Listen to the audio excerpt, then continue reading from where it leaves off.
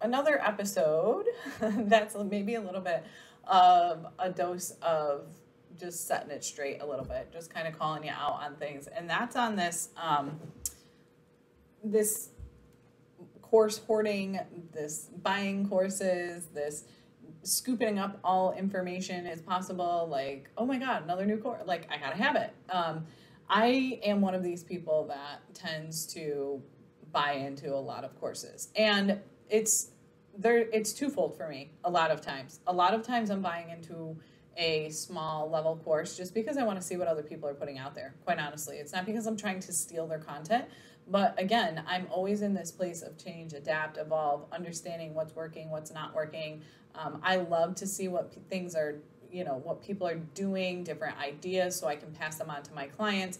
So I would consider myself a bit of like a course hoarder. Okay, I buy, but it's a double-edged sword, and I really don't need that many. And there's only so many options that you need out there.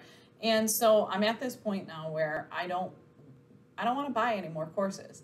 There's always a new course out there, but you really need to think about, from a course perspective, do you have the time to participate in this course? If it's a DIY course, are you going to go and watch the videos? Like, even right now, as I'm recording this, I signed up for a 5-day course, and I haven't watched a single video, right? Like, what is the point? Why did you sign up? You know what I mean? Why did I sign up? I am planning to go back and watch the replays, but as of right now, I have not done that. Why did I do it? I've been paying for a membership to learn Amazon, fulfillment by Amazon and journals and all this since December. I've yet to log into it because I've been busy. And it just has not made it to the top of the priority list, right? So the thing about it is like, I want you to really think about that. Like, do you need another course? Do you need a power hour with somebody? I've been taking all these different TikTok workshops, trying to learn how to capitalize on that platform. I took a workshop, and then somebody offered a one-to-one. I signed up for that because guess what? I want speed. People pay for speed. And again, if you listen to my episode about changing and adapting to the market, this is a huge thing here, is that courses are great for certain audiences. They're great for that self-study audience, but there's a huge audience of people that don't want to take the time to try to watch a million videos and put the time into it and log into these, portals and try to figure out the technology behind it. They just want to meet with somebody. They want you to tell them what it is what to do, how to do it, and move on, right? People pay for speed. And so I want you to really think about this the next time, like, somebody comes up with a course or your inbox starts filling up with this new course and all these things. I want you to ask yourself, like, one, why am I interested in this? Like, are you interested in it because it's somebody else in your industry and you want to learn from them? There is nothing wrong with that. Don't let people kid you, and don't let people, like, some of my best ideas have come from being able to adapt what somebody else has done in a way that works for me or in a way that works for my clients. So let's just be honest here. Nothing any of us do is new. Somebody else has already done it along the lines. Somebody else has done something at some point, and we all continue to adapt to it. Like the day rate model or the VIP day or however you call it. Like, and now it's VIP weeks. Like, somebody took VIP days and turned them into VIP weeks. So, like, again, it's not stealing, right? This is how we grow. This is how we learn new things. This is how we learn from others. So if you're buying a course just simply because you're just curious on how they're doing things, that's fine. But are you going to watch it? Are you going to get into it? Are you going to watch it? Are you going to participate? The other thing is, can you commit to it? Can I truly commit to this course right now? Am I going to do the work? Or, I did that episode a couple of weeks ago about doing half the work. Like, buying the course is great, but you actually have to commit to it. Do you have the time, energy, and space to actually commit to the course or the program or the membership or anything of that sort?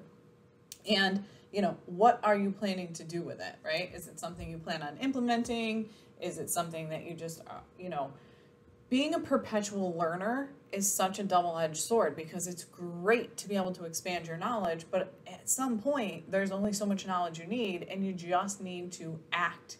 You just need to stay consistent. You just need to go out there and do. You need to test. You need to take action, and you need to figure it out. So the point of this episode today is don't be a course hoarder, okay? And same thing, like think about that if you're thinking about creating a course. Actually, I'm not even gonna go down that rabbit hole. That's a topic for another day.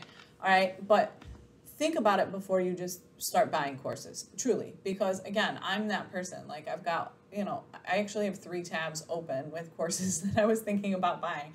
And thank God somebody said to me, oh, I already bought that because I clearly attract other course hoarders. You know who you are. And she's like, I don't, there's nothing like rocket science in there that you don't already know. And that's the thing too. Like, is this where your money is best spent? Like you cannot spend.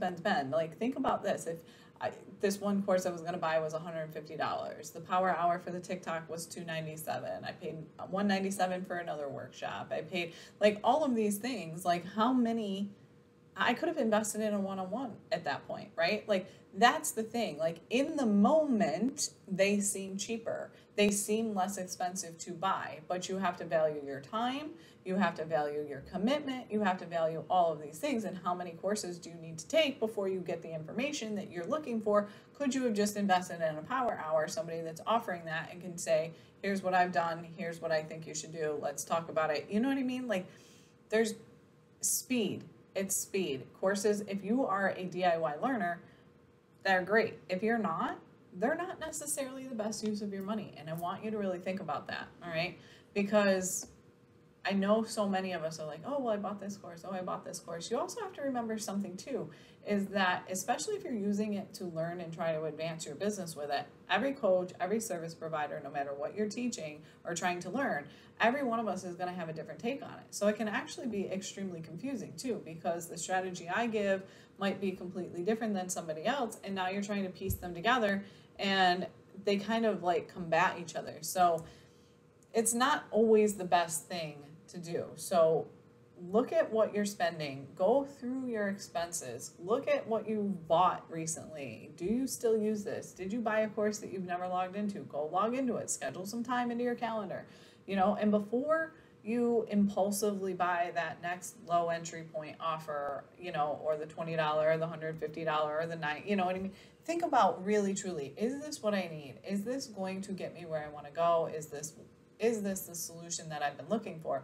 Because if it's not, I'm here to tell you, stop being a course hoarder. All right? That's just the reality of it.